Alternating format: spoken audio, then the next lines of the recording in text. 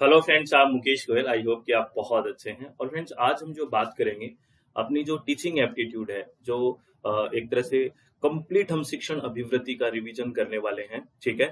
और इसमें मैं आपको सारी स्लाइड्स एक बार शो करवा देता हूं कि हम क्या क्या पढ़ेंगे आज।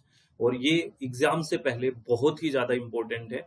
आपको एकदम सटीक रिवीजन देगा। हम क्या क्या टॉपिक्स के बारे में बात करेंगे मैं आपको बता देता हूँ। काफी सारी स्लाइड्स रहने वाली है अपनी टीचिंग, इंडोक्ट्राइनेशन, ट्रेनिंग और इंस्ट्रक्शन। इनमें हम डिफरेंस की बात करेंगे। फिर लर्निंग के बारे में बात करेंगे कि लर्निंग बेसिकली होती क्या है और क्या बेसिकली सहज व्यवहार होता है, उसके बारे में बात करेंगे। टेम्परेरी चेंज को लर्निंग बोलेंगे कि नहीं बोलेंगे, ये सब बात करेंगे। फिर इससे रिलेटेड जो ऑब्जर्वेशनल लर्निंग से क्वेश्चंस आए हैं रिसेंटली, उस पर डिस्कशन होगा हमारा। ऑब्जर्वेशनल लर्निंग होती क्या है, ये बात करेंगे। उसके बाद में कोऑपरेटिव लर्निंग के बारे में बात करेंगे, उसके मीनिंग के साथ क्वेश्चंस का मैच करेंगे। उसके बाद हम बात करेंगे जो एलएमएस है, लर्निंग मैनेजमेंट सिस्टम है, उससे रिलेटेड क्वेश्चंस के बारे में बात करेंगे। उसके बाद में इसी तरह के हम जो क्विज सेशन वगैरह होते हैं, जो सॉफ्टवेयर और ऐप यूज होती है इसके लिए, उसके बारे में हम बात करेंगे। उसके बाद हम बात करेंगे बेसिकली जो लर्निंग के बारे में बात है, उसका एक मैच का क्वेश्चन करेंगे कि किस तरह की लर्निंग होती है, क्लासरूम वेंटिलेशन को किससे मैच करना है। इस तरह के क्वेश्चंस जो बेसिक क्वेश्चन है वो डिस्कस करेंगे। उसके बाद हम बात करेंगे कि लर्निंग का मतलब काफी हम लर्निंग को काफी मतलब डिटेल में पढ़ने वाले हैं, क्योंकि यहाँ से क्वेश्चंस आते हैं। अडल्ट एजुकेशन के बारे में बात करेंगे। करिकुलम क्या है उसके बारे में बात करेंगे। टाइलर का जो करिकुलम मॉडल है उसके बारे में हम बात करने वाले हैं। उससे रिलेटेड राल्फ टाइलर से क्या क्वेश्चन पूछा गया है, ये भी हम बात करेंगे। उसके बाद हम बात करेंगे फेज क्या है टीचिंग की, ये बातें करनी है हमें। उसके बाद लर्नर से रिलेटेड स्टेटमेंट का क्वेश्चन देखेंगे। लेवल्स ऑफ टीचिंग देखेंगे, कौन कौन से लेवल है जहां से हर बार क्वेश्चन आता ही आता है। ठीक है। उसके बाद एनसीएफ 2005 के बारे में बात करेंगे। एनईपी 2020 के में क्या इंपॉर्टेंट है वो हम बात करने वाले हैं, क्या क्या कौन कौन से बेसिकली स्टेजेस रहेंगे। उसके बाद फिलोसफिकल पोजीशन क्या है, इसके बारे में आइडियलिज्म, रियलिज्म, प्रैग्मेटिज्म और एग्जिस्टेंशलिज्म क्या है, अस्तित्ववाद, इसके बारे में बात करेंगे। उसके बाद हम मेथड्स पे आएंगे कि कौन कौन से जो टीचिंग मेथड है ना, टीचर सेंट्रिक, स्टूडेंट सेंट्रिक क्या होता है। इससे हम रिलेटेड क्वेश्चन से इन चीजों को समझने की कोशिश करेंगे। ये बहुत अच्छे क्वेश्चंस रहेंगे, इससे आपका ये सारे कंसेप्ट्स क्लियर होंगे। उसके बाद 7 लर्निंग स्टाइल के बारे में बात करेंगे। और उसके बाद जो मॉक है, जो कोऑर्डिनेटर कर रहे हैं, कौन कौन से सेक्टर को कौन कोऑर्डिनेट कर रहा है, यहाँ से अगर आप पेपर देख रहे हो तो हर बार क्वेश्चंस आते हैं, तो ये डिस्कशन होगा अपना। टीचिंग एड्स के बारे में डिस्कशन होगा, ऑडियो वीडियो क्या है। उसके बाद क्लासिफिकेशन जो प्रोजेक्टेड एड्स होती है, नॉन प्रोजेक्टेड एड्स है, इसके बारे में हम बात करने वाले हैं, है ना। टाइप्स ऑफ प्रोजेक्टेड एड और इफेक्टिव टीचिंग में जो हेल्पिंग बिहेवियर है और की बिहेवियर है, ये बात करने वाले हैं हम, ने जो यहाँ हर बार आपसे पता ही आपको क्वेश्चंस पूछे जाते हैं। उसके बाद CIPP मॉडल के बारे में बात करेंगे कि सी और आई और पी इनका मतलब क्या है, यहाँ से भी क्वेश्चंस पूछे जाते हैं। फिर बात करेंगे मेजरमेंट क्या होता है, असेसमेंट क्या होता है, ठीक है। और इवेल्युएशन, मूल्यांकन क्या चीज होती है, इन पे डिफरेंस देखेंगे, क्या क्या चीजें होती है ये, इससे रिलेटेड क्वेश्चंस करेंगे। उसके बाद ये क्वेश्चंस काफी अच्छे हैं। उसके बाद formative assessment, summative assessment, diagnostic assessment, ये क्या है, इनके बारे में क्वेश्चंस डिस्कस करेंगे। इप्सेटिव क्या है, ऑथेंटिक असेसमेंट क्या है, ये सब बातें करने वाले हैं। इससे रिलेटेड जो भी क्वेश्चंस पूछे गए हैं उस पर हम डिस्कशन करेंगे, क्या क्वेश्चन पूछे गए हैं। उसके बाद डायग्नोस्टिक जो डिस्कोर्स है, यानी कि संवाद प्रवचन, ऑथोरिटेटिव डिस्कोर्स, इसके बारे में बात करेंगे। इससे रिलेटेड क्या क्वेश्चन पूछा जाता है वो भी डिस्कस करेंगे। स्कैफोल्डिंग क्या चीज है, ये बहुत बार पूछा जा रहा है। और उसके बाद फिश बाउल क्या है, उसके बारे में डिस्कस करेंगे। ब्लूम्स की टैक्सोनॉमी क्या है, इसके बारे में हम बात करने वाले हैं, ठीक है। उसके बाद जो पियाजे का संज्ञानात्मक विकास का सिद्धांत है, उसमें स्टेजेस हैं, उनके बारे में बात करेंगे, ठीक है। स्कीमा क्या है ये देखेंगे। एसिमिलेशन और अकोमोडेशन ये क्या है, डिफरेंस क्या है, इनमें बात करेंगे। इससे संबंधित हम क्वेश्चंस करेंगे। फील्ड डिपेंडेंट और फील्ड इंडिपेंडेंट, क्षेत्र निर्भर और क्षेत्र स्वतंत्र लोग, ये क्या होता है लर्नर में, ये देखेंगे। इंडिपेंडेंट लर्नर कौन से होते हैं और डिपेंडेंट लर्नर कौन से होते हैं, ये डिस्कशन होगा। फिर लर्निंग की थ्योरीज के बारे में बात करेंगे। बिहेवियरिज्म की थ्योरी बात करेंगे। एफ स्किनर जी के बारे में बात करेंगे। क्लासिकल कंडीशनिंग, इवान पावलोव जी के बारे में बात करनी है। ऑपरेट कंडीशनिंग के बारे में बात करनी है। और पॉजिटिव री इन्फोर्समेंट, नेगेटिव री इन्फोर्समेंट, पॉजिटिव पनिशमेंट और नेगेटिव पनिशमेंट, ये टर्म्स है बहुत बार पूछी जा रही है, इनके बारे में हम डिस्कस करने वाले हैं। मॉडलिंग बिहेवियर क्या है इसके बारे में बात करेंगे, सोशल कॉग्निटिव थ्योरी क्या है, सोशियो कल्चरल थ्योरी क्या है, मोरल डेवलपमेंट की थ्योरी क्या है, ये हम सब बातें करने वाले हैं। ठीक है, एक्सपेरिमेंटल लर्निंग थ्योरी क्या है, bio ecological model of human development क्या है, इसके बारे में हम बात करेंगे और उससे रिलेटेड क्वेश्चंस क्या पूछे गए हैं वो हम डिस्कस करेंगे। 4R क्या है कॉन्फ्लिक्ट रिजोल्यूशन के, उसके बारे में हम बात करेंगे। ठीक है, और हम बात करेंगे जो मूक है उसके बारे में, मैसिव ओपन ऑनलाइन कोर्सेज के बारे में, स्वयं के बारे में बात करेंगे, स्वयं प्रभा के बारे में डिटेल में बात करेंगे। ठीक है, कि स्वयं प्रभा क्या है। ठीक है, उसके बाद हम बात करेंगे लर्निंग जो डिसऑर्डर है, सीखने के दोष है, उसके बारे में हम बात करने वाले हैं। ये सारी बातें माइक्रो टीचिंग के बारे में बात होगी। ठीक है, क्या है। उसके बाद हैट्स के बारे में, जो थिंकिंग हैट है, ब्लैक हैट क्या है, व्हाइट हैट क्या है, उसके बारे में रेड हैट क्या है, और येलो हैट क्या है, ग्रीन हैट क्या है, ब्लू हैट क्या है, इसके बारे में हम बात करने वाले हैं। और फिर हम कहेंगे चित्त को शांत रखने हुए काम करेंगे। ठीक है, ये सब बातें हमारी होने वाली है। तो मैंने आपको सबसे पहले इसलिए बताया कि आपको पता हो कि इस लेक्चर में क्या क्या चीजें होने वाली है ना, वो सारा दिमाग में रहेगा तो आप थोड़ा सा सीरियस होके पढ़ोगे कि बहुत अच्छी चीजें जो एग्जाम ओरिएंटेड है और बहुत ज्यादा चीजें जरूरी है वो सब होने वाली है। वैसे तो आपको मैं बताऊं डियर स्टूडेंट्स कि हम लगभग 15 लेक्चर्स में पढ़ते हैं टीचिंग एप्टीट्यूड। अगर हम सीधी बात करें 15 लेक्चर्स होते हैं और एक लेक्चर 45 टू 50 मिनट्स का होता है ना। अगर हम डिटेल कोर्स में पढ़ते हैं तो इतना पढ़ते हैं, लेकिन अब मैं यहाँ से आज के लेक्चर में लगभग सारे कोशिश करूंगा कि आपका एग्जाम में हर कहीं ना कहीं टॉपिक टच करके जाए। तो हम शुरुआत करते हैं। All the very best. इससे पहले कि हम शुरू करें मैं आपको एक इन्फॉर्मेशन दे देता हूं। आपको पता है कि अपनी वेबसाइट है दैट इज www.swmg.in। ठीक है, और प्ले स्टोर में अपनी मोबाइल ऐप है जिसका नाम है SWMG, और ये अपना कॉन्टैक्ट नंबर है जिसपे आप व्हाट्सएप या कॉल करके जानकारी ले सकते हैं। यहाँ पे हम कंप्लीट पेपर 1 पढ़ते हैं हिंदी और इंग्लिश माध्यम में, 10 की 10 यूनिट्स, और स्टडी मटेरियल भी आपको एक्स्ट्रा लेने की जरूरत नहीं है, बाय कोरियर आपके पास घर पे ही आता है। पेपर 2 में इन्वायरमेंटल साइंस और पेपर 2 एजुकेशन हम पढ़ते हैं। चलो हम शुरू करते हैं अपनी यूनिट के बारे में। सबसे पहले अगर हम इनमें डिफरेंस देखें, टीचिंग, इंडोक्ट्राइनेशन, इंस्ट्रक्शन और ट्रेनिंग, तो इनमें डिफरेंस से रिलेटेड एक क्वेश्चन पूछा गया आपसे। देखो आपको ये याद रखना है कि टीचिंग में एक क्या होता है, होलिस्टिक डेवलपमेंट की बात होती है, यानी कि यहाँ पे कोग्निटिव डेवलपमेंट भी होता है, संज्ञानात्मक विकास भी होता है टीचिंग में, अफेक्टिव भी यानी कि भावात्मक, और साइकोमोटर यानी क्रियात्मक, कंप्लीट एक तरह से विकास होता है टीचिंग में, शिक्षण में। जबकि अगर हम बात करें इंडोक्ट्राइनेशन, वो इसको हम ब्रेन वॉशिंग से बात कर सकते हैं, यानी कि ब्रेन वॉश होता है इसमें जब इंडोक्ट्राइनेशन होता है, उपदेश वाली, यानी यहाँ किसी भी तरह का आर्ग्यूमेंट नहीं होता, जो बात कहते हैं एज इट इज मान लेते हैं। ऐसा टीचिंग में नहीं होता, क्योंकि टीचिंग में आपको प्रॉपर चीजों को सेटिस्फाई करना होता है, प्रॉपर आर्ग्यूमेंट। अब जैसे मैं पढ़ा रहा हूँ, ऐसे थोड़ी कि आपको बोल दिया कि ये मानना पड़ेगा आप मान लोगे, ऐसा नहीं होता। टीचिंग में प्रॉपर एक आर्ग्यूमेंट रहेगा, प्रॉपर एक डिस्कशन रहेगा। इंडोक्ट्राइनेशन यानी कि उपदेश जो होता है उसमें ऐसा नहीं होता, उसमें ब्रेन वॉश वाली बात होती है कि जो कह दिया वो मानना होता है। ठीक है, और अगर हम ट्रेनिंग की बात करें, जैसे नाम ही कह रहा है ट्रेन करना, किसी चीज को प्रशिक्षण देना, तो जैसे टीचिंग में हम बात कर रहे थे कि सारा कुछ डेवलपमेंट हो रहा है, साइकोमोटर, कोग्निटिव, अफेक्टिव, भावात्मक, क्रियात्मक और संज्ञानात्मक। जबकि यहाँ पे क्या होता है, ट्रेन करना होता है किसी को, किसी प्रोफेशनल कॉन्टेक्स्ट में, जैसे किसी की ट्रेनिंग देना, किसी एक पर्टिकुलर चीज में उसको ट्रेन करना। लिखा हुआ ना, is a form of education that focus on developing specific skills and abilities. कहते हैं ना ये ट्रेनिंग ले रहा है इस चीज की, तो वहां पे कुछ स्पेसिफिक स्किल्स और एबिलिटीज की बात की जाती है ना। जैसे कोई भी स्पोर्ट्स में होता है, तो यहाँ पे यूं नहीं कह सकते कि हम ओवरऑल सारी चीजों को हम लेके चलेंगे। जैसे टीचिंग में यहाँ पे एक स्पेसिफिक स्किल या एबिलिटी को डेवलप करने की बात करेंगे। ठीक है, और उसके बाद जब इंस्ट्रक्शन की बात आती है, इंस्ट्रक्शन होता है निर्देश देना, है ना, कि आपको ये चीज करना है, यही करिए। इंस्ट्रक्शन जैसे हम देखते हैं एडमिट कार्ड पे भी इंस्ट्रक्शन लिखे आते हैं, तो उसमें कोई आर्ग्यूमेंट बहस थोड़ी करेंगे, आपको इंस्ट्रक्शन दी हुई है, ये आपको करिए फॉलो। तो यही कह रहा है, instruction is a form of teaching that focus on providing step by step guidance on how to perform a particular task और एक्टिविटी।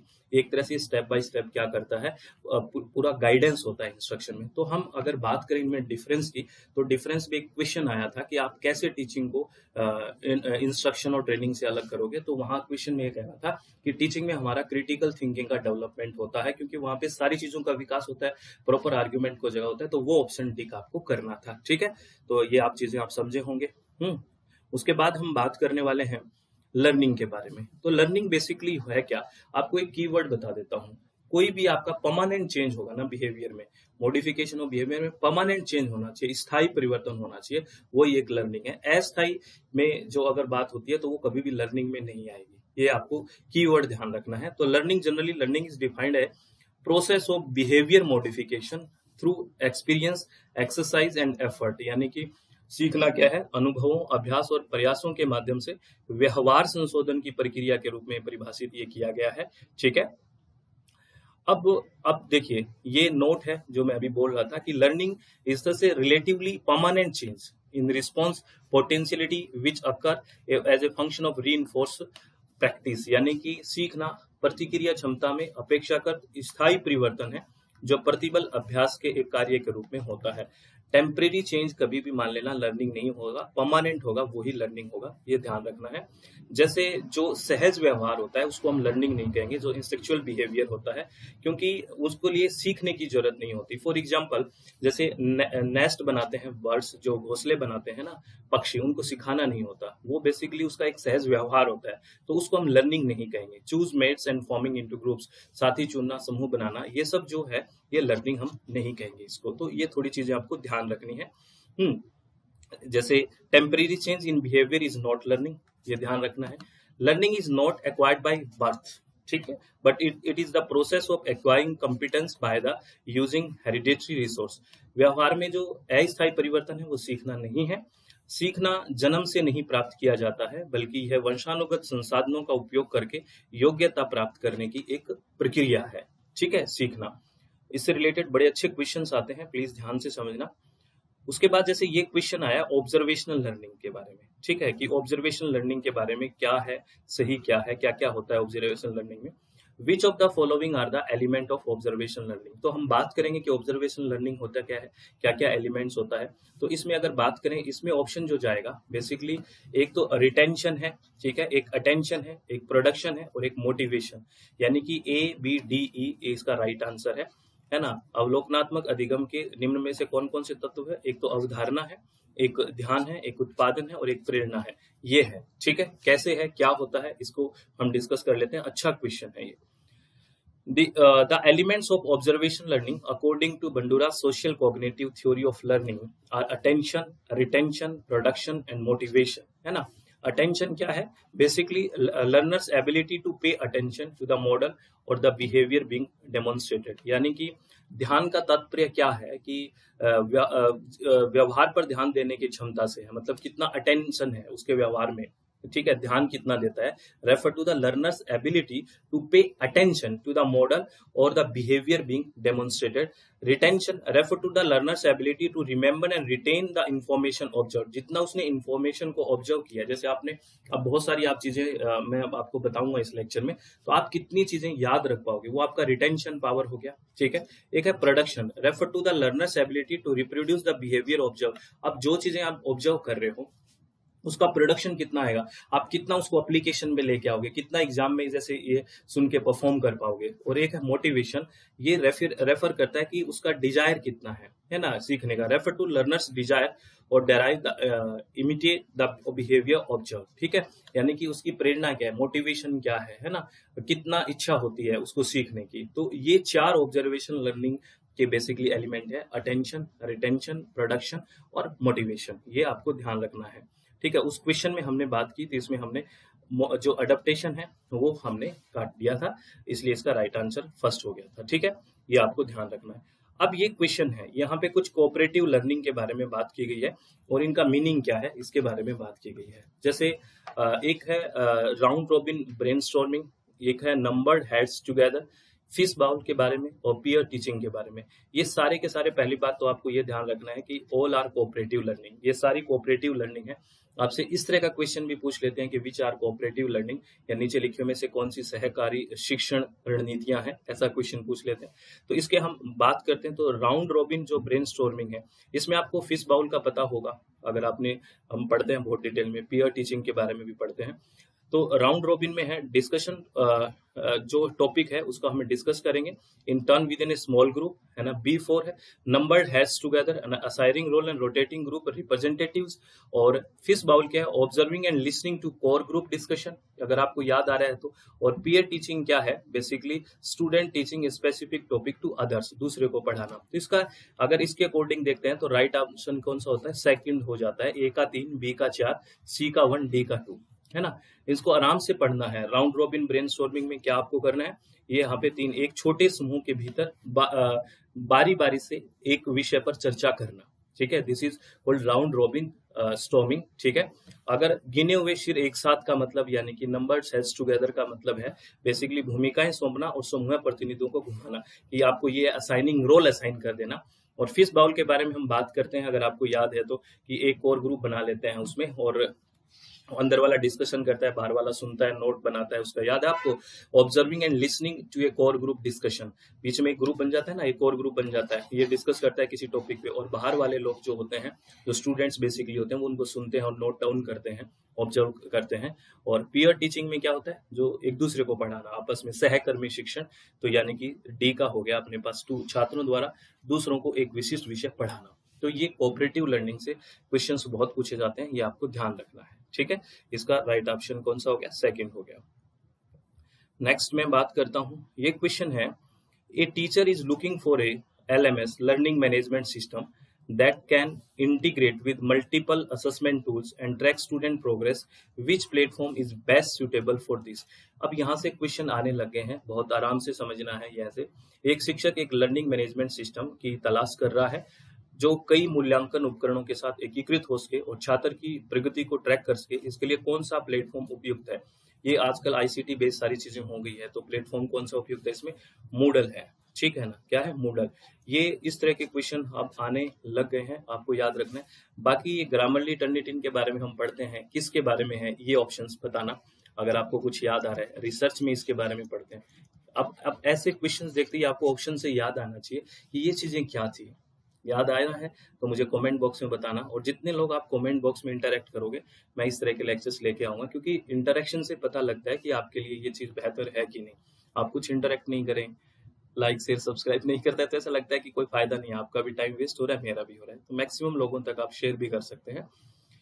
नेक्स्ट क्वेश्चन देखिए, which of the following software और app would a teacher use to create formative assessment that provide immediate feedback to student during a live quiz session. निम्नलिखित में से कौन सा software या app एक शिक्षक रचनात्मक मूल्यांकन बनाने के लिए उपयोग करेगा, जो लाइव क्विज स्तर के दौरान छात्रों को तत्काल प्रतिक्रिया प्रदान करता है। तो ये कौन से ऐप या सॉफ्टवेयर यूज होता है, इसमें एक तो कहूत है, एक क्विजेज है, यानी कि B और D is the right answer. ये राइट आंसर हो गया। अब आपको क्या करना है, जैसे माइंड मिस्टर, मायरो, इसके बारे में भी लिखने हैं। यहाँ पे मैं देखो अपने टाइम की भी बात है, ये एक फास्ट ट्रैक रिवीजन है, तो मैं सारी चीजें यहाँ पे आपको एक एक शब्द डिटेल में नहीं बता सकता, क्योंकि मैंने पहले ही बताया है कि ये सारी डिटेल हम 15 लेक्चर लेते हैं, है ना, और उसमें लगभग एक लेक्चर 50 मिनट का होता है, तो आप देखिए कितने घंटे का हो गया। तो इसलिए मैं टाइम के अकॉर्डिंग सारी चीजें आपको बता रहा हूँ। अब यहाँ पे क्वेश्चन है, ये कुछ ऑप्शन है आपको मैच करना है, जैसे लर्निंग डाइवर्सिटी को साथ क्या करोगे, या फिर पुअर क्लासरूम वेंटिलेशन है, यानी कि खराब कक्षा वातायन है, उसके साथ क्या मैच करोगे, डिजिटल इनइक्वालिटी के साथ क्या मैच करोगे, या जो टीचर जो रिलेक्टेंस है टू इनोवेट, यानी कि नवोन्मेष हेतु शिक्षक अनिच्छुकता को क्या मैच करोगे। तो सबसे पहले अधिगम विविधता की बात करते हैं, तो क्या है, आप इन ऑप्शंस में पढ़ोगे तो आपको ये मैच मिलेगा कि A के साथ आप 3 मैच करना चाहोगे, क्योंकि ये लिखा है कि सांस्कृतिक रूप से उत्तरदायी अध्यापन रणनीतियों की आवश्यकता। लर्निंग डाइवर्सिटी मतलब need for culturally responsive teaching strategy. Learning diversity है, अधिगम में विविधता है, तो आपको पता है कल्चरल बैकग्राउंड को पूरा ध्यान रखते हुए सारी चीजें करनी होती है। तो यही कह रहे हैं, need for culturally responsive teaching strategy for learning diversity. अलग अलग क्षेत्र से होंगे तो लर्निंग डाइवर्सिटी ये होगी। B है खराब कक्षा वातायन, पुअर क्लासरूम वेंटिलेशन है, तो इसका मतलब क्या है, विद्यार्थियों के एकाग्रता स्तरों को नकारात्मक रूप से प्रभावित करेगा। अगर कोई क्लासरूम है उसमें प्रॉपर वेंटिलेशन नहीं है, पुअर है, तो इसका मतलब क्या है, negative affects the concentration level of students. Student का जो कंसंट्रेशन लेवल है वो नेगेटिवली इफेक्ट होगा, बिल्कुल। डिजिटल असमानता का मतलब है यानी कि जहाँ पे सारे लोग अच्छे से यूज नहीं कर रहे डिजिटल चीजों का, यानी कि डिजिटल डिवाइस बिगड़ता है, यानी कि ये वंस द डिजिटल डिवाइस, ठीक है, यहाँ पे आ गया। और टीचर रिलेक्टेंस टू इनोवेट, नवोन्मेष हेतु शिक्षक अनिच्छुकता, यानी कि कोई चीज इनोवेट होती है तो शिक्षक उसमें इच्छुक नहीं है, तो इसका मतलब है impedes the usability of instructional facility for teacher, अध्यापकों के लिए अनुदेशात्मक सुविधाओं की उपयोगिता बाधित करता है कि आपको ये सीखना ही पड़ेगा तभी चीजें आगे होगी, तो ये राइट ऑप्शन डी का 1 हो गया। तो इस तरह से अगर मैच करते हैं तो हमारे पास ऑप्शन हो गया ए का 3, बी का 4, सी का 2, डी का 1, यानी कि third option is the right answer, ठीक है। ये ध्यान रखना है, अगर आप ए का 3 मिलाते ही अगर होता है तो भी हो जाता है क्वेश्चन, क्योंकि कल्चरल वाला लर्निंग डाइवर्सिटी से ही मैच करता है, तो इस तरह से एक ऑप्शन से भी बात बन जाती है। आगे बात करते हैं तो ये नोट है कि learning doesn't include change in behaviour on account of maturation, fatigue, illness और ड्रग। बेसिकली हमने बात की थी कि लर्निंग किसको है जहां पे परमानेंट चेंज हो बिहेवियर में, जबकि आप फटीग में, मैच्योरेशन या फिर इलनेस या कोई आप नशे में कुछ बात करते हो तो वो बेसिकली परमानेंट चेंज नहीं होता, तो इसको हम लर्निंग नहीं कहेंगे, ये ध्यान रखना, क्योंकि such changes are temporary, they are not considered learning, याद रखना, दिस इज इम्पोर्टेंट। आप मुझे बताना कि मैच्योरेशन को क्यों इसमें इंक्लूड नहीं किया गया है लर्निंग में, आप मुझे ये बताना, परिपक्वता को भी नहीं किया गया, ये थकान, बीमारी और दवा आपको समझ में आ रहा होगा, मुझे मैच्योरेशन के बारे में बताना, ठीक है। चलो प्लीज बताते रहोगे तभी बात बनेगी। तो अब ये फाइनली एक क्वेश्चन बनता है कि the most appropriate meaning of learning, अगर इसमें सीखने का सबसे उपयुक्त अर्थ क्या है, तो मॉडिफिकेशन ऑफ बिहेवियर। अब तो ये बात आएगी है ना कि व्यवहार में परिवर्तन। अब ऑप्शंस कोई गलत नहीं है, अगर बेस्ट इसमें लिखा हो ना कि मोस्ट अप्रोप्रिएट मीनिंग क्या है, आप लर्निंग में सीखते भी हो, सब काम करते हो, लेकिन मोस्ट अप्रोप्रिएट होता है मॉडिफिकेशन ऑफ बिहेवियर, यानी कि व्यवहार में संशोधन। चलो आगे बात करते हैं। Teaching learning process and learning strategy in adult education should be based on, क्या कह रहे हैं कि प्रौढ़ शिक्षा में शिक्षण अधिगम प्रक्रिया एवं सीखने की रणनीति पर आधारित होनी चाहिए। अडल्ट जो एजुकेशन है वो किस पे आधारित होनी चाहिए, वयस्क जो या प्रौढ़ शिक्षा है वो किस पे आधारित होना चाहिए। एक्सपीरियंस बेस्ड लर्निंग यानी अनुभव पे आधारित होना चाहिए, क्योंकि जब अडल्ट होते हैं, प्रौढ़ होते हैं, तो एक एक्सपीरियंस तो हो ही जाता है, तो बिल्कुल एक्सपीरियंस बेस्ड लर्निंग होना चाहिए। सेल्फ डायरेक्टेड लर्निंग बिल्कुल होना चाहिए, क्योंकि वो समझ पैदा हो जाती है, अब वो बच्चे नहीं रहे हैं, यानी कि स्व निर्देशित शिक्षा होनी चाहिए। तीसरा रेडीनेस टू लर्न, सीखने की तैयारी, यानी रेडी रहना चाहिए तभी तो सीखेगा कोई भी, तो ये तो हो गया। तो 3 ऑप्शन हमारे पास आ गए, फर्स्ट ऑप्शन ही आ गया as per the formal education system. जरूरी नहीं है कि फॉर्मल एजुकेशन सिस्टम से ही सारी चीजें सीखी जाती है, अब बेसिकली वो अडल्ट हो चुका है तो वो नॉन फॉर्मल की तरफ भी जा सकता है, तो ये बेसिकली नहीं आएगा। रिजिड लर्निंग इन्वायरमेंट, ये तो वैसे ही नेगेटिव है कि कठोर सीखने का माहौल, अडल्ट के लिए नहीं, थोड़े बहुत बच्चों के लिए थोड़ा कह सकते हैं जिससे, नहीं अडल्ट के लिए नहीं। तो ए बी सी अगर हमारे पास राइट ऑप्शन आ गया तो first option is the right option, ठीक है। चलो आगे बात करते हैं नेक्स्ट। करिकुलम का क्या मतलब होता है, जैसे आपको पता है करिकुलम एक ब्रॉड टर्म है, सिलेबस है वो एक नैरो टर्म है, ये तो सब पता ही आपको। तो करिकुलम का क्या मतलब होगा, सारे के सारे जो एक्सपीरियंस है वो स्कूल में जो स्टूडेंट को मिलते हैं वो ही करिकुलम है। All the experience which student get in the school these are curriculum, वे सभी अनुभव जो छात्रों को स्कूल में मिलते हैं, खेलने कूदने पढ़ने सब कुछ आ गया इसमें, है ना। चलो आगे बात करते हैं। जैसे करिकुलम डेवलपमेंट का टाइलर का करिकुलम मॉडल है वो काफी इंपॉर्टेंट है, बेसिकली यहाँ से आपसे पूछ लेते हैं कि क्या क्या स्टेप्स हैं उसके। तो Ralph Tyler considered 4 consideration in curriculum development, 4 चीजें बात बोली है। पहली बात की जो हम करिकुलम डेवलप कर रहे हैं उसका ऑब्जेक्टिव क्या है, सबसे पहली बात तो ये ऑब्जेक्टिव क्या है, कोई तो ऑब्जेक्टिव होगा ना करिकुलम डेवलप करने का। दूसरा, what educational experience can be provided that are likely to attain this purpose, यानी कि उस किस मेथड से आप चीजों को, एक तो आपने ऑब्जेक्टिव डिसाइड किया कि आपका ऑब्जेक्टिव क्या है, किस लिए आप करिकुलम डेवलपमेंट कर रहे हैं। दूसरा, किस मेथडोलॉजी से आप इस चीजों को, आपने करिकुलम डेवलप कर लिया, कोई मेथड भी होगा कि किस मेथड से आप आगे पहुंच जाओगे। What educational experience can be provided that likely to attain this purpose, जो आपने ऑब्जेक्टिव डिसाइड किया है उस तक पहुंचने के लिए कोई तो मेथड अपनाओगे ना, किस मेथड से आप जाओगे।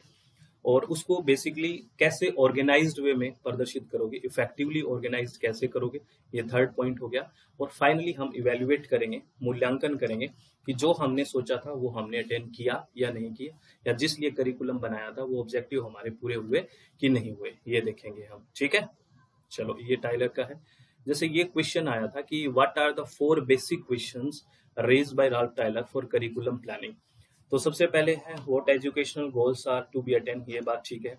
How the methods and strategies to be organised, how will attend the goals to be evaluated, what learning experience are the provided for attending goals. यानी कि इसमें अगर हम बेसिकली बी को एलिमिनेट कर देते हैं तो हमारे पास राइट आंसर आ जाते हैं। चारों गोल अभी हमने पढ़े हैं, that is A C D E. तो इस तरह का ऑप्शन देखते हैं ए सी डी ई, तो हमारे पास कौन सा आता है, राइट ऑप्शन अपने पास सेकंड है, ए सी डी ई। बी को एलिमिनेट करना है, अभी हमने जस्ट पढ़ा है इस तरह का क्वेश्चन। ये पेपर 2 एजुकेशन में भी पूछ लेते हैं और आपसे पेपर 1 में भी पूछ लेते हैं, क्योंकि टीचिंग में बहुत इंपॉर्टेंट चीजें हैं।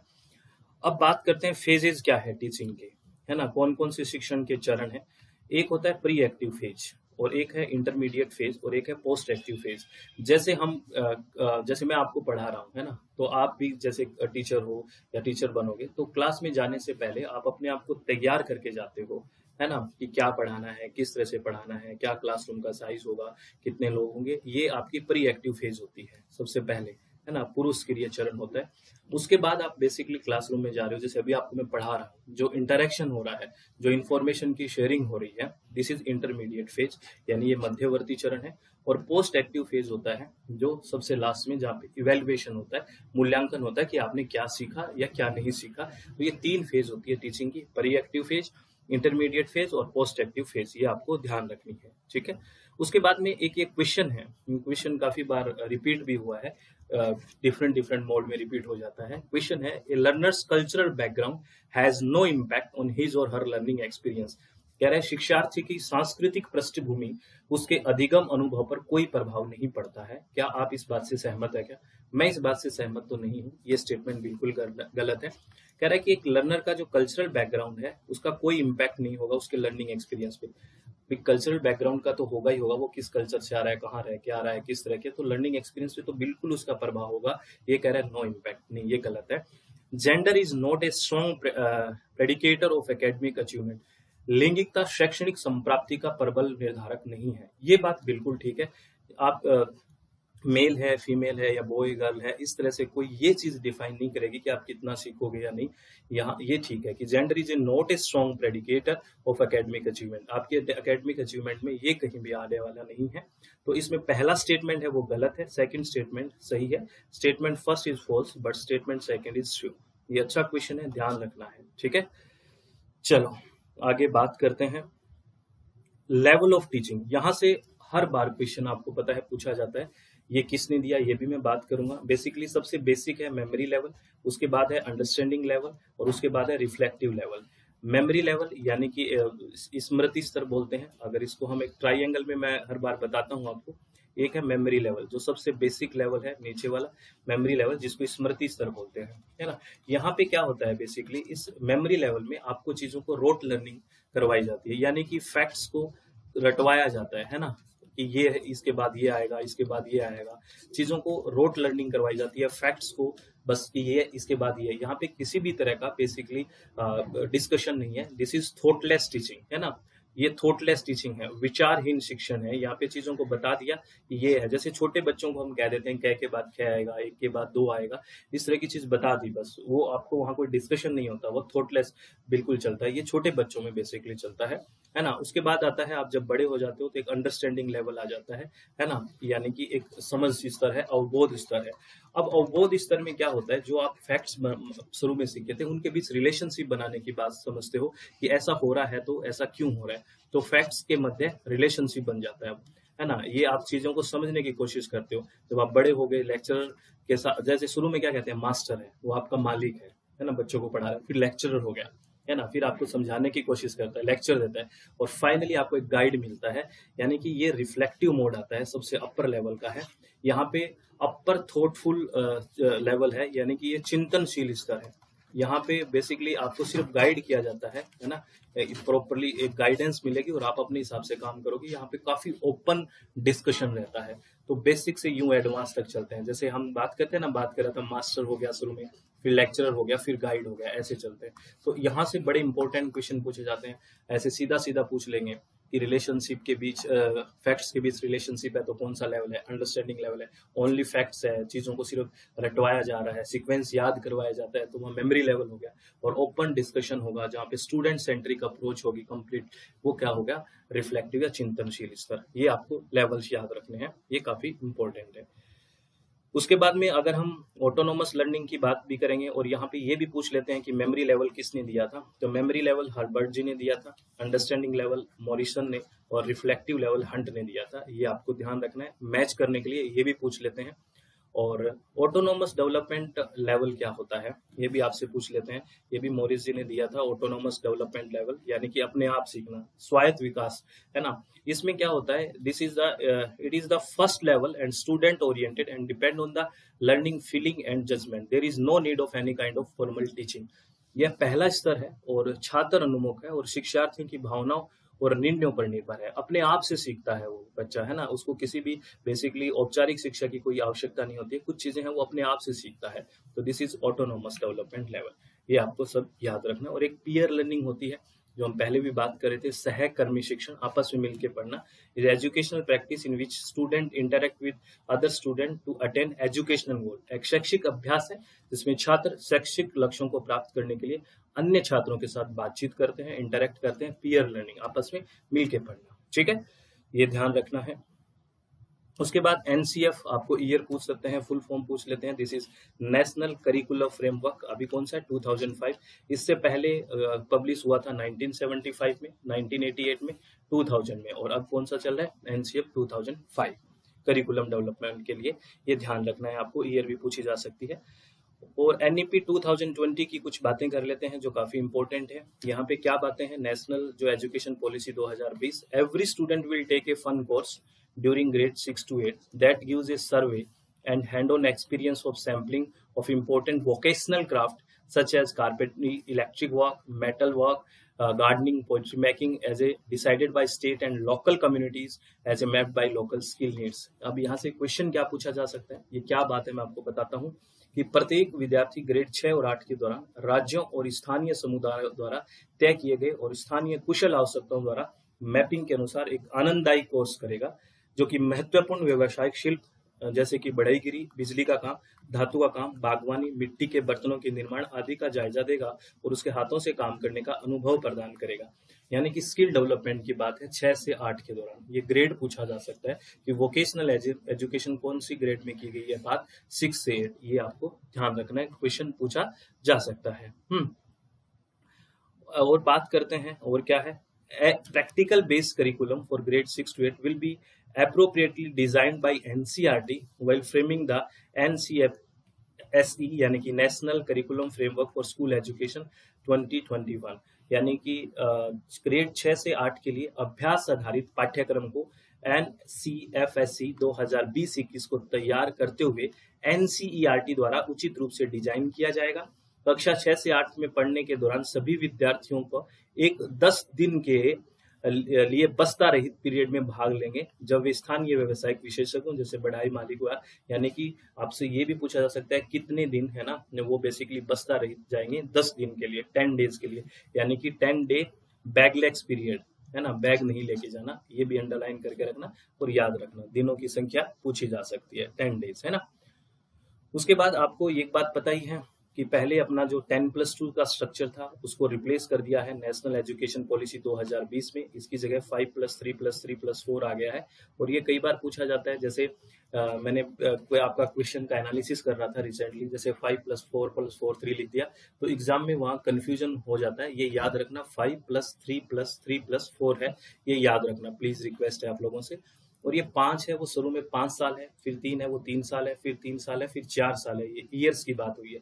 और ये कौन कौन सी स्टेज है, सबसे पहले है फाउंडेशनल स्टेज, जो सबसे पहले जो 5 साल की है फाउंडेशनल है, इसमें 3 साल का बच्चा जाएगा, है ना, प्री स्कूलिंग होगा और क्लास 1 और क्लास 2 2 क्लास पढ़ेगा। पहले 3 साल तो वो आंगनबाड़ी टाइप रहेगा, कोई भी क्लास नहीं करेगा, क्योंकि फाउंडेशनल में 5 साल रहेगा ना, तो शुरू के 3 साल तो वो प्री स्कूलिंग में चलेगा। कोई क्लास नहीं होगी। क्लास होगी फिर चौथे और पांचवें साल में, यानी कि शुरू के फाउंडेशनल स्टेज में वो 2 क्लास करेगा। उसके बाद प्रिपरेटरी स्टेज आएगी जो 3 साल की है। इसमें 2 क्लास तो वो ऊपर भी पढ़ के आ गया। यहाँ पे कौन कौन सी क्लास पढ़ेगा? 3rd, 4th और 5th, यानी कि यहाँ 5वीं क्लास तक पढ़ लिया। फिर आएगा मिडिल स्टेज, वो भी 3 साल की है। ऊपर 5 तक पढ़ाया तो अब कौन सी पढ़ेगा? 6, 7, 8, और फिर आएगा 4 year, that will be secondary, यानी कि 4 साल का। 8 ऊपर पढ़ के आ गया, 9, 10th, 11, 12th इसमें पढ़ेगा। तो आपको ये चारों बेसिकली याद रखना है, फाउंडेशनल, प्रिपरेटरी, मिडल और सेकेंडरी स्टेज। यहाँ से भी क्वेश्चन पूछा जाता है, 10+2 को रिप्लेस करके ये आया है, ठीक है। उसके बाद आपको ये पूछ लेते हैं कि बेसिकली जो करिकुलम डेवलपमेंट होता है, जब हम पाठ्यचर्या का विकास किया जाता है, तो किस किस तरह के कौन कौन से जो मेजर फिलोसफिकल पोजीशन है, क्योंकि करिकुलम डेवलपमेंट करें वो ह्यूमन बीइंग है, उनकी अपनी एक फिलोसफिकल, एक दार्शनिक सोच है। तो उसमें कौन कौन सी चीजें बेसिकली जो होती हैं, जो इन्फ्लुएंस करती है, प्रभावित करती है करिकुलम डेवलपमेंट में, आप इन टर्म्स के बारे में बात करोगे। इसमें हम 7-8 टर्म्स और पढ़ते हैं, आपको अगर याद है तो कमेंट में बताना। आइडियलिज्म, आदर्शवाद की बात सोचेगा कोई रियलिज्म की बात सोचेगा, यानी कि यथार्थवाद की, कोई व्यवहारिकता की बात करेगा, प्रैग्मेटिज्म की, और कोई एग्जिस्टेंशलिज्म यानी कि अस्तित्व की बात करेगा। तो ये सब अपना अपना सोच होगा। जैसे आपको बिठा दिया कि आप करिकुलम डेवलपमेंट कीजिए, तो आपका कोई ना कोई तो थॉट प्रोसेस है कोई। तो इस तरह के ये बेसिकली मेजर फिलोसफिकल पोजीशन है जो करिकुलम डेवलपमेंट में कहीं ना कहीं प्रभावित करती है। तो इनका मतलब आप मुझे, अगर आप विलिंग है तो एक लाइन में लिख के बताना, ठीक है। उसके बाद अगर हम मेथड्स की बात करें तो इस तरह के क्वेश्चंस बहुत पूछे जाते हैं, टीचर सेंट्रिक, स्टूडेंट सेंट्रिक। तो आप याद रख सकते हैं कि टीचर सेंट्रिक कौन से होंगे, जहाँ पे टीचर अहम बिंदु पे होगा। टीचर यहाँ पे एक तरह से इंफॉर्मेशन शेयर करेगा, थोपेगा टीचर को। जैसे लेक्चर मेथड है, तो जो टीचर बोलेगा वो आपको सुनना पड़ेगा, सीधी सी बात है। वहां पे एक तरह से ऑथोरिटेटिव की बात रहती है टीचर सेंट्रिक में। जबकि स्टूडेंट सेंट्रिक होता है, उसमें स्टूडेंट को एक्टिवली पार्टिसिपेट किया जाता है, कोऑपरेट किया जाता है, और वहां पे टीचर जो होता है वो एज ए फैसिलिटेटर काम करता है, ऑथोरिटी के तौर पे काम नहीं करता, वो एज ए फैसिलिटेटर के तौर पे काम करता है स्टूडेंट सेंट्रिक में। तो ये कुछ बेसिक कंसेप्ट याद रखना, और यहाँ से क्वेश्चंस आते हैं। जैसे क्वेश्चन है, a teacher is preparing A course of science, है ना, he or she want to add in a exercise that promotes collaboration and problem solving among learner। ये देखो कीवर्ड आ गया यहाँ पे, what kind of group should he or she form। कह रहा है कोई अध्यापक अध्यापिका विज्ञान का पाठ्यक्रम तैयार कर रहे हैं, वह अध्यापक अध्यापिका कोई ऐसा अभ्यास जोड़ना चाहते हैं जिसमें अधिगमकर्ता में सहयोग, समस्या समाधान की भावना बढ़ावा मिले। इस दशा में संबंधित अध्यापक या अध्यापिका निम्नलिखित में से किस प्रकार का समूह निर्माण करना चाह रहे हैं। तो आप बताइए वो किसको ध्यान में रख रहे हैं? लर्नर को ध्यान में रख रहे हैं कि उनके प्रॉब्लम सॉल्विंग की अप्रोच बढ़े, है ना, उनमें कोऑपरेशन या कोलाब्रेशन बढ़े। तो यानी कि स्टूडेंट को सेंटर में मान के काम कर रहे हैं। तो this is student centric groups, ठीक है ना। क्या है ये? स्टूडेंट सेंट्रिक ग्रुप्स है। ये विद्यार्थी केंद्रित समूह की बात करने की कोशिश कर रहे हैं कि कोलाब्रेशन, है ना, प्रॉब्लम सॉल्विंग अप्रोच बढ़े लर्नर की। तो ये स्टूडेंट सेंट्रिक अप्रोच हो गई, ठीक है, ये ध्यान रखना। आगे इसमें क्वेश्चंस करते हैं, आपको सारे डाउट्स क्लियर होंगे। ये भी बड़ा अच्छा क्वेश्चन है, हर बार यहाँ से क्वेश्चंस पूछे जाते हैं, प्लीज ध्यान रखें इस टॉपिक के बारे में। ये मेथड्स का बहुत इंपॉर्टेंट है। Which of the following are note, ये नोट पढ़ना आप एग्जाम में कई बार भूल जाते हो, कि कहते हो सर मैंने नोट नहीं पढ़ा, मैं भूल गया, मैंने नो पढ़ना भूल गया, एडवांटेज गया, डिसएडवांटेज पढ़ लिया। आप ऑप्शंस पढ़ने में ज्यादा टाइम लगाते हैं बजाय क्वेश्चन पढ़ने के। थोड़ा क्वेश्चन पढ़ने में भी टाइम लगाएं, प्लीज रिलैक्स होके पढ़ें। Which of the following are note the characteristics of teacher centred method of teaching. ये कह रहे हैं निम्नलिखित में से कौन सी विशेषताएं अध्यापक केंद्रित शिक्षण विधि की विशेषताएं नहीं है। यानी कि एक तरह से टीचर सेंटर्ड नहीं है। तो कहने का मतलब लर्नर सेंटर्ड कौन सी, आपसे ये पूछ रहा है वो, है ना। लर्नर सेंटर्ड कौन सी है, यानी कि अधिगम केंद्रित कौन सी है, वो ये पूछ रहा है। सीधी सी बात है ना, टीचर सेंटर्ड नहीं होनी चाहिए, यानी कि लर्नर सेंटर्ड होनी चाहिए, ये पूछ रहा है। तो पहला ऑप्शन है स्टूडेंट आर पैसिव लर्नर, विद्यार्थी है वो निष्क्रिय अधिगमकर्ता होते हैं। तो बेसिकली विद्यार्थी जो निष्क्रिय अधिगमकर्ता होंगे या पैसिव लर्नर होंगे, वो स्टूडेंट सेंट्रिक में होंगे, टीचर सेंट्रिक में होंगे। किसमें होंगे? टीचर सेंट्रिक में, यानी कि जहां पे टीचर का केंद्र बिंदु होगा, जैसे लेक्चर मेथड है। तो ये जो गुण है पहला, ये जो कैरेक्टरिस्टिक है, वो टीचर सेंट्रिक की कैरेक्टरिस्टिक्स है। जबकि आपको ये पूछा है क्वेश्चन में कि टीचर सेंट्रिक नहीं होना चाहिए, तो ये तो टीचर सेंट्रिक है, तो ये तो हम नहीं लेंगे। Teacher act as a facilitator for learning, अध्यापक अधिगम हेतु सुसाध्यकर्ता के रूप में काम करता है। बिल्कुल, ये टीचर सेंट्रिक की अप्रोच नहीं है, ये स्टूडेंट सेंट्रिक की है। तो एक तो ये हो गया। टीचर डायरेक्ट्स लर्निंग एक्टिविटीज, अध्यापक अधिगम गतिविधियों को निर्देशित करता है। ये जो बात है, जो सी वाली बात कर रहा है, ये टीचर सेंट्रिक की अप्रोच है, जबकि आपसे ये पूछा है कि टीचर सेंट्रिक नहीं होनी चाहिए, तो ये भी नहीं होगा। Learning is based on collaboration between student, विद्यार्थियों के सहयोगात्मक आधारित है, बिल्कुल ये स्टूडेंट सेंट्रिक की बात है, जहाँ पे कोलैबोरेशन की बात हो रही है, तो बिल्कुल ये हो जाएगा। Learning is based on student interest, ये भी टीचर सेंट्रिक का नहीं है, लर्नर सेंट्रिक का है कि learning based on student interest, तो यानी कि बी, डी और E is the right answer, तो third option is the right answer. अच्छा क्वेश्चन था, तो इस तरह से आपको ये ध्यान रखना है। अब ये भी है, 3 अप्रोच है एजुकेशन में, बेसिकली ये बात और की गई है।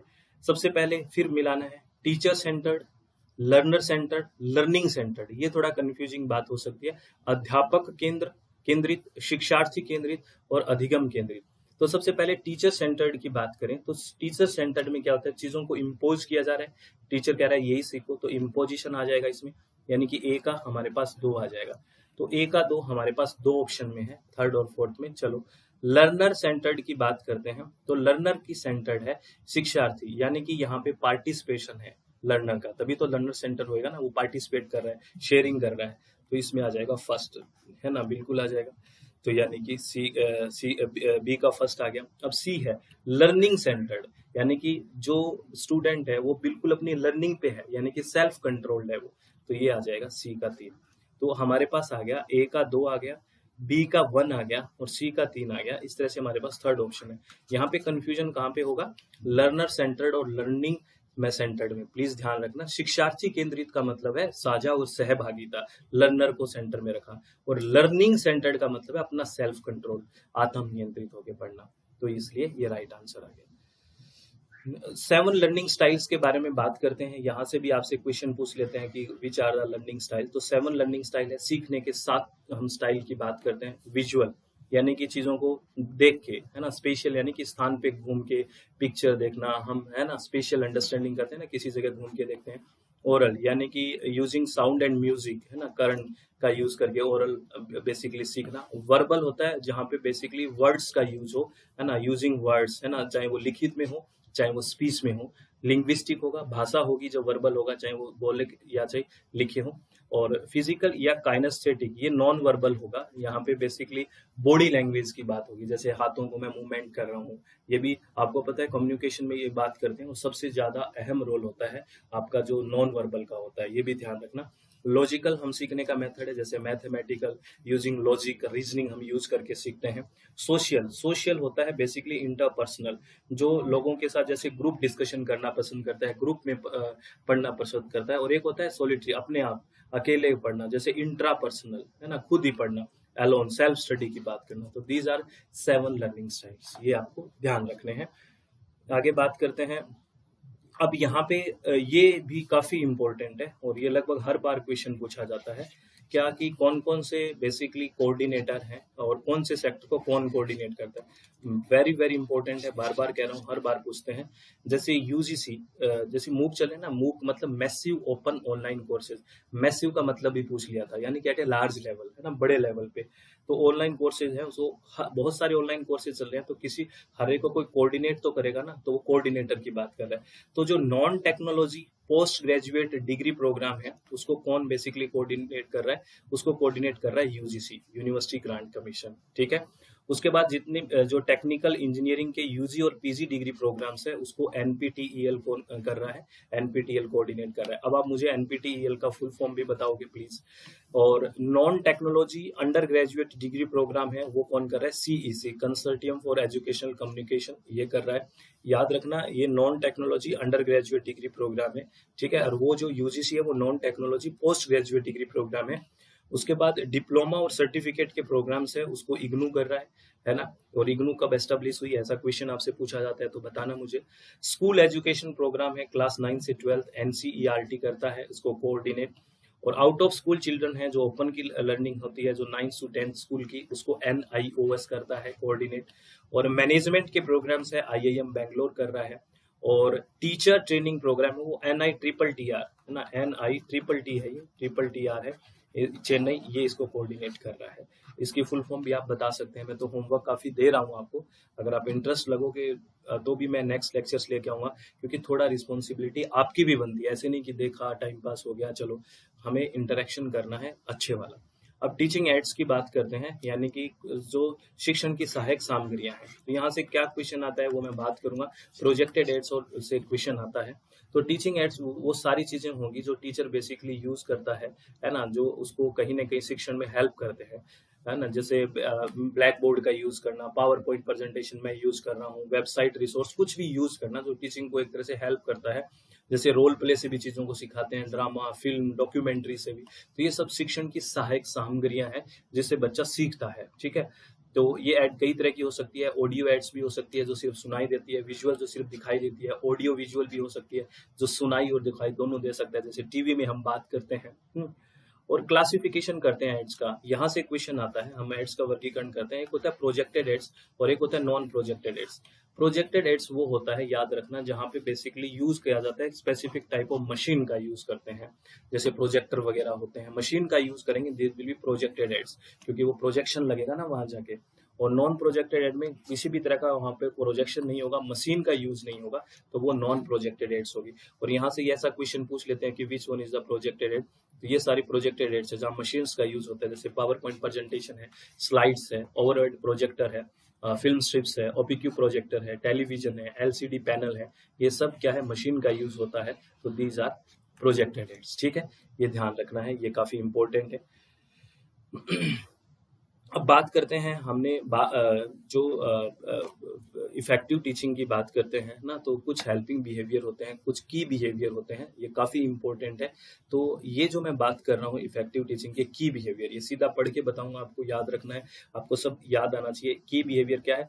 लेसन क्लियरिटी एक की बिहेवियर है ना। टास्क ओरिएंटेशन भी की बिहेवियर है, यानी कि पाठ की स्पष्टता, कार्य अभिविन्यास, हम डिटेल में इसकी बात करते हैं एग्जाम्पल के साथ। स्टूडेंट का एंगेजमेंट, छात्रों का जुड़ाव, सक्सेस रेट यानी कि सफलता दर, ये सब की बिहेवियर है किसके? इफेक्टिव टीचिंग के। सीधा पूछ लेंगे विच आर की बिहेवियर और which are the helping behaviour. और हेल्पिंग बिहेवियर कौन कौन से हैं देखिए, using student idea and contribution, छात्रों के विचारों और योगदान का उपयोग करना, स्ट्रक्चरिंग करना, ये सब आपको पता होना चाहिए, जैसे भी नाम ले रहा हूँ कि स्ट्रक्चरिंग क्या होती है। क्वेश्चनिंग करना, ये भी हेल्प करेगा आपको किसी चीज को क्लियर कराने में, तो हेल्पिंग बिहेवियर हो गया। और प्रोबिंग, जांच, ये भी हो गया। और टीचर अफेक्ट, ये सारे के सारे पांचों क्या है? These are helping behaviour. और इससे पहले पढ़े थे वो की बिहेवियर। अब आपको नाम लेते ही सारी चीजें याद आ जानी चाहिए, है ना। एक है CIPP मॉडल। बेसिकली सी का मतलब है, यहाँ पे फुल फॉर्म पूछ लेते हैं, है ना। ये स्टफल बिम ने दिया था, जिसमें 5 एलिमेंट्स हैं, है ना। क्या क्या? C फॉर है कॉन्टेक्स्ट, यानी कि किस संदर्भ में आप करिकुलम बना रहे हैं। I का मतलब है क्या क्या इसमें इनपुट दिए। P में क्या क्या प्रोसेस, प्रक्रिया है, और क्या आपको एज ए प्रोडक्ट मिला उसके बाद, है ना। This model can be effectively use evaluating the quality of education at school. यानी कि किस कॉन्टेक्स्ट में बनाया, क्या क्या आपने इनपुट दिया उसको लागू करने के लिए, फिर किस प्रोसेस से बात की, फिर प्रोडक्ट क्या मिला आपको, फाइनली आपको क्या उत्पाद के तौर पे उसमें मिला। ये CIPP मॉडल है, और यहाँ से क्वेश्चन आता है। तो कॉन्टेक्स्ट में क्या क्या होगा, बेसिकली क्या क्या गोल है हमारे, क्या ऑब्जेक्टिव है, कैसा बैकग्राउंड है स्कूल का, ये सब हमारा आएगा कॉन्टेक्स्ट। किस संदर्भ क्या है। इनपुट में जो मटेरियल है, टाइम है, फिजिकल एंड ह्यूमन रिसोर्स जो हमने इफेक्टिव वर्किंग के लिए स्कूल में यूज किए हैं, यानी कि वो हमने इनपुट डाला है। प्रोसेस मतलब आल टीचिंग एंड लर्निंग प्रोसेस क्या रहा है, क्या प्रक्रिया रही है। और product focus on the quality of teaching learning and it's usefulness and the potential that benefit society, यानी कि उसका क्या हमें प्रोडक्ट या उत्पाद या रिजल्ट क्या मिला, यानी कि शिक्षण अधिगम की गुणवत्ता और उसकी उपयोगिता तथा समाज को लाभ पहुंचाने वाली संभावनाओं पर केंद्रित है। तो ये 4 बेसिकली है, इनका फुल फॉर्म भी पूछा जाता है इस मॉडल का, ये आपको ध्यान रखना है। हम 4 टर्म यहाँ पे पढ़ेंगे। मेजरमेंट के बारे में बात करेंगे, है ना। क्या क्या करेंगे? मेजरमेंट के बारे में बात करेंगे, असेसमेंट के बारे में बात करेंगे, इवेल्युएशन के बारे में बात करेंगे, नॉर्म के बारे में बात करेंगे। तो सबसे पहले अगर हम मेजरमेंट की बात करते हैं फ्रेंड्स, तो मेजरमेंट में क्या है, ये एक तरह से क्वांटिटेटिव इंफॉर्मेशन है, यानी कि मापना, नंबर्स में जो हमारे पास होता है, मात्रात्मक इंफॉर्मेशन है। ये क्या है? क्वांटिटेटिव, ये मात्रात्मक इंफॉर्मेशन है, ये आपको ध्यान रखना है। क्वांटिटेटिव यानी कि ये मात्रात्मक इंफॉर्मेशन है। अगर हम बात करें असेसमेंट की, असेसमेंट क्या है? एक the process of obtaining information. आकलन एक बेसिकली एक क्वालिटेटिव की बात करता है, ये गुणात्मकता की बात करता है ना। किस तरह से, कितना, मतलब कितने चीजों में किस तरह से, वहां तो जैसे मेजरमेंट में तो हमने ये बात कर ली कि कितने मार्क्स आए, क्वांटिटी की बात कर ली। यहाँ पे असेसमेंट में बेसिकली उसकी क्वालिटी में, गुणों में क्या क्या चेंजेस हुए, वो हम बेसिकली बात करते हैं, है ना। ये काफी इंपॉर्टेंट है, चीज याद रखना। और जैसे ये क्वेश्चन है, in the teaching learning process the purpose of assessment is to, क्या है, जब हम शिक्षण अधिगम प्रक्रिया में आकलन का क्या उद्देश्य होता है, क्या उद्देश्य होता है कि क्यों हम असेसमेंट करते हैं, provide feedback to learners, basically हम रेगुलर बेसिस पे करेंगे ये, तो इससे हम स्टूडेंट को एक अच्छा सा फीडबैक दे सकते हैं कि आपने ये सीखा है, आपने ये नहीं सीखा, प्रॉपर उसकी क्वालिटी चेक हो सकती है। तो प्रोवाइड फीडबैक टू लर्नर्स, है ना, शिक्षार्थियों को फीडबैक प्रदान करना। The teaching learning process the purpose of assessment is to provide feedback to learner, ये आपको ध्यान रखना है, काफी इंपॉर्टेंट बात है ये, ठीक है। जैसे in the teaching learning process the purpose of assessment मैंने फाइनली लिख दिया, providing credible feedback to learner, शिक्षार्थियों को विश्वसनीय प्रतिक्रिया प्रदान करना, motivating children to develop an interest in the study, बच्चों को पढ़ाई के प्रति रुचि विकसित करने के लिए प्रेरित करना, और providing feedback to each people about his और हर प्रोग्रेस इन स्टडी, प्रत्येक विद्यार्थी को अध्ययन में उसकी प्रगति के बारे में फीडबैक प्रदान करना, ये बेसिकली मेन उसका काम होता है। याद रखना, असेसमेंट और इवेल्युएशन की बात करेंगे, दिस इज मूल्यांकन, और इसमें फाइनली जजमेंट करते हैं, इसमें एक याद रखना जजमेंट, इसमें क्या होता है जजमेंट, कि इसने क्या फाइनली निर्णय लेते हैं, ये फाइनल लास्ट में आता है इवेल्युएशन की, आप क्या जजमेंट कर रहे हैं इसके बारे में, ठीक है, इसने कितना सीखा कि नहीं, निर्णय लेना। जैसे ये क्वेश्चन आया है, तो यहाँ पे आप देखना सीधा सीधा इवेल्युएशन जहाँ पे दिखे वहां जजमेंट चले जाओ, तो इवेल्युएशन यहाँ है मूल्यांकन, और इसमें जजमेंट चले जाओ, यानी कि सी का 1 आना ही आना है, तो सी का 1 आप देखो सिर्फ और सिर्फ 4th ऑप्शन में है, ऐसे ही ये क्वेश्चन हो गया, ठीक है। तो मेजरमेंट में हमारे पास क्या हो जाएगा, क्वांटिटेटिव हो जाएगा, ए का 3 सीधा आ गया ना, ए का 3 आ गया, मेजरमेंट में हमारे पास क्वांटिटेटिव आ गया, असेसमेंट में हमारे पास क्वालिटेटिव आ गया, ठीक है, और नॉर्म रेशन में आ गया स्टैंडर्डाइज जो टेस्ट होता है, तो ये हमारे पास बेसिकली राइट ऑप्शन कौन सा हो गया, 4th is the right option, ये आपको ध्यान रखना है। असेसमेंट फॉर लर्निंग एम्फेसिस, है ना, किस पे, जो सीखने के लिए आकलन किस पर जोर दिया जाता है, तो असेसमेंट क्या करता है, हम क्यों असेसमेंट करते हैं, क्योंकि इससे हमारी लर्निंग एनहांस होती है, सीखने को बढ़ाने के लिए एक आकलन होता है, असेसमेंट टू एनहांस लर्निंग, इससे हमारी लर्निंग एनहांस होगी, इसीलिए तो करते हैं हम असेसमेंट, है ना, क्योंकि हमारा मोटिव ये है कि लर्निंग एनहांस हो, ठीक है। अब बेसिकली ये जो कुछ क्वेश्चंस हो रहे हैं फ्रेंड्स, और कुछ टॉपिक अपने और बच गए, और समेटिव और ये सारा हम एक फॉर्मेटिव, समेटिव, डायग्नोस्टिक, ये सब भी बात करेंगे, ये मैं इप्सेटिव, ऑथेंटिक और बाकी के टॉपिक्स है ये पार्ट 2 में लेके आएंगे, है ना। ये बहुत सारे टॉपिक्स और बच गए, क्योंकि ऑफिस बाउल और ये ब्लूम्स टैक्सोनॉमी काफी टाइम इसमें लग जाएगा, नहीं तो ये सब हम पार्ट 2 में लेके आएंगे। अगर आप पार्ट 1 में अच्छे से रिस्पॉन्स करते हैं तो ही मैं पार्ट 2 लेके आऊंगा फ्रेंड्स। ये इसलिए नहीं कि मैं आपको थोप रहा हूँ, बेसिकली इसलिए कि मुझे लगेगा कि अपना टाइम हम जो बात कर रहे हैं वो ठीक है, आपके लिए बेनिफिशियल है, तभी आप उस चीज को देख रहे हैं। अगर लगेगा कि आप लोगों का कोई खास अच्छा रिस्पॉन्स नहीं है तो हम पार्ट 2 को फिर नहीं लेके आएंगे, है ना। ऐसे ही मैं सारी यूनिट्स लेके आना चाहता हूँ, depends on your response friends, है ना। क्योंकि ये इसलिए आप इस बात को समझ रहे होंगे कि मैं क्या कहना चाह रहा हूँ, इसके पीछे मोटो ये है कि इससे हम लगेगा कि we are doing ethical work, हम अच्छा काम कर रहे हैं, आपका टाइम सेविंग हो रहा है, आपके एग्जाम में हेल्पफुल है, वो उसी चीज से हमें आइडिया लगेगा।